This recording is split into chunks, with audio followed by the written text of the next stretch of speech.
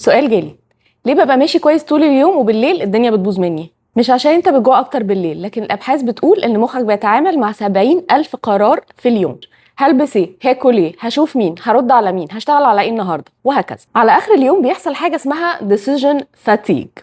يعني من الاخر كده مخك مش طايقك دلوقتي ومش عايز ياخد اي قرارات ولا عايز يفكر اصلا. عفوا، لقد نفذ رصيدكم. فبيبدا يدور على اسهل حاجه واسرع حاجه لو انت عايز تاكل، وهو مش فارق له ان انت بتحاول تخس، هو عايز الفيكس دلوقتي حالا. نحلها ازاي؟ انت دلوقتي مالكش حاجه، لان انا شرحت لك ان مخك هيعمل شات داون كده كده. فمن بدري هنبقى محضرين سناكس احنا عارفين ان هي مش هتضرنا وبتشبع، وهيبقوا مرصوصين كده بشكل منظم في التلاجة او على الكاونتر في اي حته انت عارف ان انت هتروح لها لما يحصل لك الشات داون ده. وده لو كنت شاريهم جاهزين او محضرهم في البيت that's not the point. المهم ان انت اخدت قرار مسبقا قبل ما عقلك المجهد يعمل معاك مقلب. فلما هتبقى على باتري لو وبتفتح باب التلاجة بالليل، كل الاوبشنز اللي قدامك خلاص احنا عارفين ان هي سيف.